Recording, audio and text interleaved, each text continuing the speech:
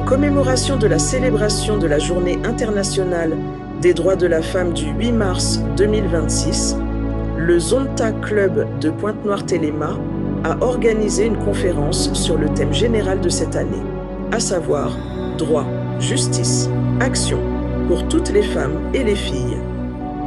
Pour ce faire, 3 intervenantes de qualité.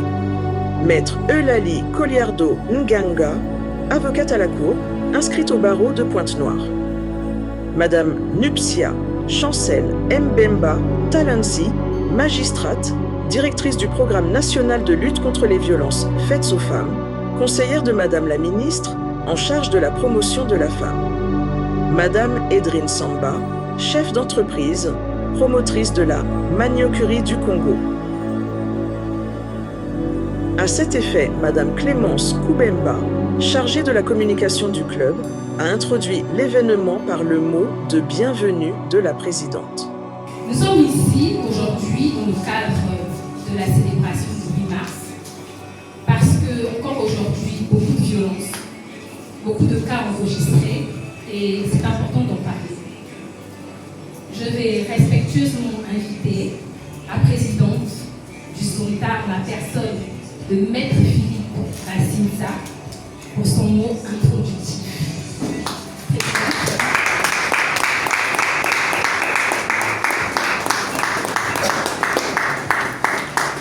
Bonjour à tous. Je tiens à vous réitérer vos remerciements au nom du Zonta Club de Pointe-Noire-Téléma que j'ai l'honneur de représenter en tant que présidente du club. Merci tout d'abord à nos très chers intervenants qui ont répondu favorablement à notre invitation et bien entendu merci à vous également qui avez répondu présent en prenant le temps de venir vers la formation, vers le savoir. Merci pour cela. Le Zonta, très brièvement, je vais vous présenter ce que c'est que le Zonta. Certains d'entre vous ici connaissent, il y a quelques visages familiers, mais pour ceux qui découvrent ce que c'est que le Zonta de manière très générale, le Zonta est une ONG internationale, Zonta International, et le Zonta Club de Pointe-Noire-Téléma est membre du Zonta International. Il existe plusieurs clubs Zonta existant sur les 5 continents. Et pour votre gouverne, ici au Congo, il y a 2 clubs Zonta en fait. Il y en a un à Pointe-Noire qui est présidé par la modeste personne, et il y en a un au niveau de Brazzaville également, qui est présidé par Madame Rose Parezo. Au Congo, le Zonta existe depuis 2 ans. Depuis celui de Pointe-Noire existe depuis le 13 avril 2024.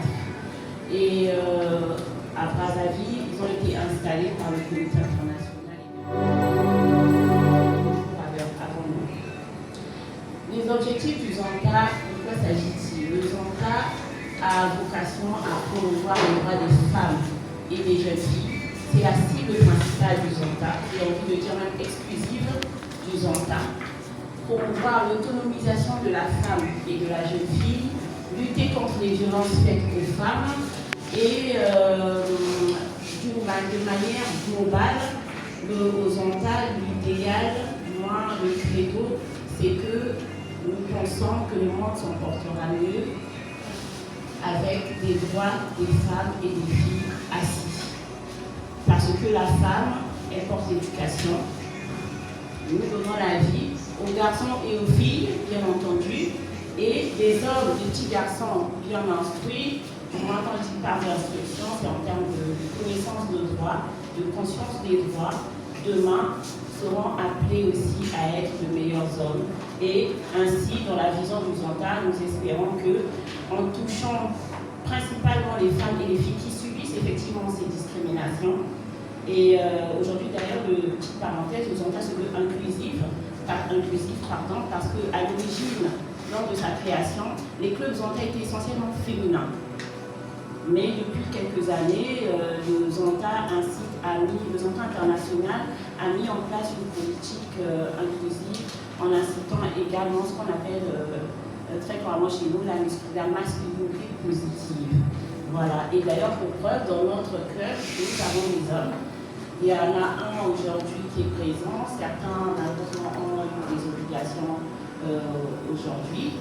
Et donc la question des droits des femmes aujourd'hui, ça touche en réalité les droits humains. Et ça ne concerne pas que les femmes, ça concerne les hommes et les femmes. Donc cette journée aujourd'hui, bien entendu, elle a lieu en commémoration de la journée du 8 mars qui est passée, dont le thème international porte, j'espère ne pas me tromper dans l'ordre, droit, justice, action pour toutes les femmes et les filles. C'est de ça dont il s'agit. Nous sommes là aujourd'hui pour des moments de réflexion, mais aussi pour que nous soyons davantage éclairés et qu'après, c'est mon souhait souvent le plus ardent que nos actions ne s'arrêtent pas qu'au mois de mars. Nous devrions ensuite pérenniser nos actions au-delà du mois de mars et c'est pourquoi personnellement j'ai épousé la vision du Zonta parce que le Zonta c'est vraiment étant focus sur les femmes et les filles. Nous avons un calendrier d'activités tout au long de l'année, chaque mois pour lequel nous posons des actions de plaidoyer comme celui-ci, mais également des actions de sensibilisation. Et merci à M. Kaya qui a répondu présent à mon invitation parce que je me prendrai à témoin. Il est là, je dirais, en tant que représentant de la mairie de Ngoyo pour un projet porté par le Zonta international relatif aux enfants apatrides. Et que nous allons exécuter avec le concours de la mairie de Ngoyo, qui est la première qui nous a ouvert ses portes. La mairie de Lumumba et vous ont été également contactés par le club et nous sommes en pleine négociation. En tout cas, Ngoyo s'est levé, comme en Belgique, le nom de notre club, Ngoyo corrigez-moi, Ngoyo à Télémy. Ngoyo à Télémy. Voilà, Ngoyo à Télémy et Ngoyo a décidé de nous accompagner dans l'exécution de ce projet. Donc, nous sommes vraiment dans le service et dans le plaidoyer. Et pour cela, nous avons besoin de tous, parce que c'est l'union qui fait la force et qu'un seul doigt de la main ne peut nettoyer tout le visage. Je ne vais pas davantage être long parce qu'on a tout là. Après ces propos introductifs, honneur a été fait à Maître Eulalie Koliardo Nganga, qui a exposé sur le sous-thème suivant, libellé ainsi qu'il suit, droit à la protection des femmes et des filles survivantes de violences. Un thème très large, cantonné au harcèlement en milieu professionnel et à la protection des jeunes filles, dont les textes protecteurs sont notamment le protocole de Maputo et l'article 63 de la loi Potignon, qui dispose qu'il est interdit de mettre en état de grossesse un enfant. Il y a tellement de choses qui ont été faites, tellement de lois qui ont été prises, tellement d'actions qui ont été faites, de formation, d'information, pour dire qu'on a tous les moyens pour que l'on puisse combattre cela et qu'on puisse mettre fin à ce cycle. Au niveau international, depuis que ONU Femmes existe, avant même ONU Femmes, vous avez la déclaration universelle des droits de l'homme de 1948, où on a déjà commencé à parler de ces questions. Vous avez les règles de l'OIT, l'Organisation internationale du travail. Vous avez quelque chose de fondamental en Afrique, en 2003, le protocole de Maputo. Ça, c'est une avancée. Quand je suis tombée sur le protocole de Maputo il y a quelques années, je me suis dit, c'est possible. On avait cette mine-là. Et pourquoi on galère? Tous les pays qui font partie de l'Union africaine à l'époque, qui est devenue, je ne sais pas moi, ont signé ce protocole de Maputo. Tous les pays ont signé. Mais combien l'ont vraiment mis en exergue dans leur corpus législatif? Pas toujours. On pointe souvent les pays qui ont refusé de le signer, mais ceux qui ont signé, ils ont fait comme ils font d'habitude, ils signent et puis ils laissent tomber. Mais quand on quitte même l'Afrique, dans notre propre pays, la constitution, la dernière constitution du 25 octobre 2015 nous dit quoi? Article 15 de la Constitution. Les Congolais sont égaux en droit. Égaux en droit. Et à l'article 17, on vient spécifier pour dire la femme a les mêmes droits que l'homme. Et comme je dis, ça ce sont des mots. Mais quelles sont les actions? Et aujourd'hui, moi, je voudrais m'appesantir sur deux points. D'abord, un, qu'est-ce qu'on fait pour les filles? Et deux, comment on règle les problèmes dans le monde du travail? Parce que tout ce qui est droit des veuves, droit des enfants et tout ça, on sait. Mais dans le monde du travail aujourd'hui, pour les femmes, c'est assez compliqué. Que fait-on dans le monde du travail? Ce qu'on est de plus en plus en train de dire, le harcèlement dans le milieu du travail. Que fait-on? Donc je vais m'appesantir sur ces deux points-là. D'abord pour les filles. Nous avons la loi 2010, qu'on a appelée la loi Potignon, parce que c'est cette brave dame que j'ai connue de son vivant, pour laquelle j'ai eu et j'ai toujours extrêmement de respect. Parce que cette dame, ce n'était pas une femme cultivée. C'était une femme qui un jour s'est levée et qui a demandé à ce qu'on écrive une loi pour la protection des enfants. Mais quand vous partez dans vos villages là, et que vous allez chercher la fille de votre cousine pour l'emmener chez vous, vous avez dit à votre cousine, j'amène ta fille chez moi, elle va apprendre, je l'amène en ville. Mais quand elle vient, elle apprendra quoi? Que de torcher les enfants. Et vous pensez que ça, c'est seulement dans les cultures des autres? Mais nous la faisons cette traite. La petite fille qui arrive à 10 ans et à la maison, elle prépare les enfants pour qu'ils aillent à l'école, elle ne va pas à l'école. Alors que notre constitution dit que la scolarité est obligatoire jusqu'à 16 ans. Mais vous avez pris une petite fille de 16 ans que vous avez mis chez vous et qui ne va pas à l'école. Elle est là pour laver vos enfants qui vont à l'école, pour aller les chercher à 16 heures avec le goûter. Mais le seul lien qu'elle a avec l'école, c'est les enfants qu'elle accompagne et qu'elle récupère. C'est le seul lien qu'elle avait avec l'école. Autrement, elle n'en a pas. Mais vous avez dit à sa mère au village, je vais amener ta fille chez moi et je vais en faire quelqu'un. Tu en fais quelqu'un de quoi? De s'occuper de tes filles. C'est l'article 63. Nuptial. Regarde, retrouve-moi l'article 63 de la loi Potignon.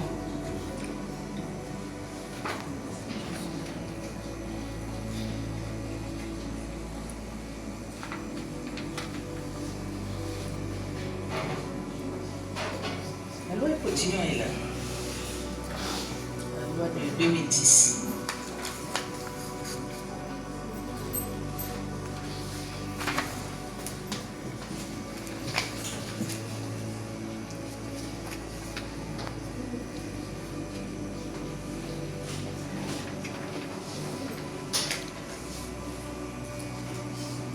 Alors, en gros, quand elle va retrouver, elle vous lira. En gros, cet article 63 dit ceci. Il est interdit de mettre en état de grossesse un enfant.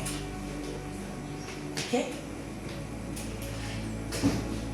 Il est interdit de mettre en état de grossesse un enfant.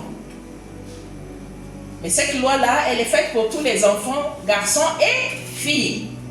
Mais qui peut-on mettre en grossesse? Nous, on n'a pas encore les sexes bizarres là, qu'on a chez les autres là-bas. Nous, on n'a que deux. Hein? On n'en a que deux. Masculin et féminin. Mais on dit, il est interdit de mettre en état de grossesse un enfant. Article 63. Donc ça veut dire qu'il est interdit de mettre en état de grossesse une fille. Mais l'enfant, selon la loi Potignon, c'est l'enfant qui a moins de 18 ans. Quand une stagiaire arrive dans votre entreprise, la nouvelle stagiaire, comment vous l'accueillez? Je dis souvent, quand les stagiaires là arrivent, vous allez dire, elle porte des vêtements courts. Elle porte des longues perruques. Ah, elle est venue ici parce que c'est le cas de monsieur Antel. Déjà, vous commencez à mal l'accueillir. Mais vous savez que dans un bureau là-bas, il y a un patron, il y a un responsable hiérarchique qui lui applique le droit de cuissage. Vous le savez, vous êtes au courant. Donc quand il vient, il passe la tête à travers la porte pour dire « J'ai besoin de Sophie ». Vous savez ce qui va se passer. Vous êtes au courant que quand Sophie va rentrer là, ce n'est pas pour le travail. Qu'est-ce que vous faites? Je dis, mais commencez d'abord à accompagner vos collègues qui arrivent. Elle vient d'arriver en entreprise. Elle ne sait pas que ce responsable-là, c'est quelqu'un qui a un comportement qui n'est pas normal. Vous le savez. Au lieu de faire attention à ses longues perruques, au lieu de faire attention à ses jeux courtes, c'est là au courant. Attention. Ici, préserve-toi, parce que M. Antel a l'habitude de faire ceci. Vous ne le faites pas. Évitez les questions de harcèlement au milieu du travail. Je peux vous dire que c'est quelque chose qui est en train de faire des dégâts aujourd'hui. Il y a des femmes qui se retrouvent sans travail parce qu'elles n'ont pas accepté de s'allonger. Il y a des femmes qui ne peuvent pas évoluer dans les services parce qu'elles n'ont pas joué le jeu. Et même parfois quand on joue le jeu, il y a une autre qui vient, qui vous supplante, on vous envoie ailleurs. C'est pas normal le harcèlement au travail. Vous venez au travail pour gagner votre vie, pas pour venir souffrir. Vous souffrez déjà à la maison, vous allez encore souffrir au travail, mais qu'est-ce qu'on va devenir? Moi, on devient folle. C'est pas possible. Il faudrait que ça s'arrête. Il faudrait que ça s'arrête. Vous subissez le patron. Vous subissez le collègue, parce que le collègue aussi va penser que lui, il a de l'entre-gens sur vous. Et quand vous essayez de relever la tête et dire, ah, tu crois que quelqu'un va te sauver ici? Ici, ce n'est pas l'histoire des femmes. Hein? Et quand parfois tu es arrivé avec tous tes diplômes, tu as un poste, on dit, oh, mais elle a couché, non. C'est pour ça qu'on lui a donné ça. Vous croyez qu'une femme peut avoir un tel poste? Et c'est comme ça. Le harcèlement au travail est en train de tuer. Parce qu'une femme qui est harcelée au travail ne va plus être compétitive. Et nous allons perdre des pans de ce que nous avons gagné avec haute lutte. Et on commence à reculer. Et les milieux continuent à se masculiniser. Les femmes font le travail d'il y a 30 ans. Il y a des dames qui ont lutté pour que nous puissions avancer. Et nous sommes en train de reculer. Ah non, la religion dit que... Laissez-moi ça. La religion n'a jamais dit qu'il faut supplanter les gens, qu'il faut les appauvrir, qu'il faut les maltraiter. Il faudrait qu'il y ait de plus en plus des codes d'éthique dans les entreprises. Ça existe dans toutes les multinationales. Vous voyez toutes ces sociétés multinationales qui arrivent là. Chez eux, ils ont fait les codes d'éthique. Pourquoi ils ne les emmènent pas ici? Pourquoi? Nous, on est des sous-hommes, des sous-femmes. Ces codes d'éthique doivent exister aussi dans nos sociétés. On doit le faire. Les groupes de parole, on doit se retrouver pour dire ce qui nous fait souffrir, pour qu'on puisse exprimer, s'exprimer le mal-être que nous avons. Il ne faut pas que quelqu'un se lève de chez elle un matin avec la boule au ventre en allant travailler. Ça, C'est le manque d'effectivité. On dit les femmes ne sont pas compétitives, mais quand vous allez travailler, que vous êtes malade, vous ne pouvez pas être compétitive. Et je voudrais aussi qu'on donne un appui réel aux associations qui s'occupent de ces femmes. Pas venir dire ce sont des histoires de femmes, ce sont des histoires de bonnes femmes. Voilà comment je m'arrête sur ces questions et je vous remercie de votre écoute.